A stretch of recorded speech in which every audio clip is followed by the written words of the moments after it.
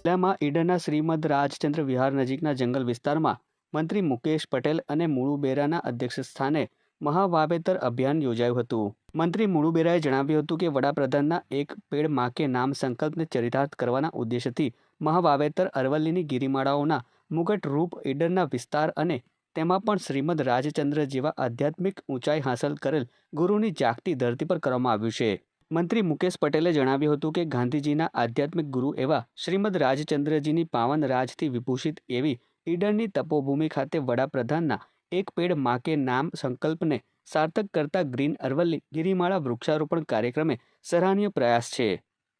ગુજરાત રાજ્યમાં એક પેડ માં કે નામ અભિયાન હેઠળ 8 કરોડથી વધુ વૃક્ષોનું વાવેતર કરવામાં આવ્યું છે.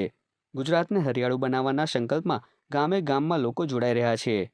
આ અભિયાનમાં સાંસદ શોભના બારૈયા, રાજ્યસભા સાંસદ રમીલા બારા, ધારાસભ્ય રમણલાલ વોરા, જિલ્લા કલેક્ટર રતન કંવર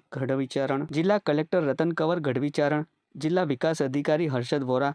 નાયબ વન સંરક્ષક હર્ષ ઠક્કર, નાયબ વન સંરક્ષક SD પટેલ સહિત મોટી સંખ્યામાં પર્યાવરણ પ્રેમીઓ ઉપસ્થિત રહ્યા હતા.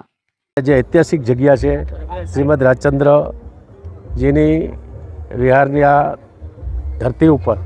આજે અહીંના સ્થાનિક લોકો ખૂબ મોટી સંખ્યામાં ઉપસ્થિત રહી અને એક સાથે 10,000 કરતાં વધારે વૃક્ષોનું વાવેતર કરવાનો આ ખૂબ સરસ કાર્યક્રમ આજે એનું આયોજન સહિત ખૂબ મોટી સંખ્યામાં એક વૃક્ષ દીઠ એક વ્યક્તિ અહીંયા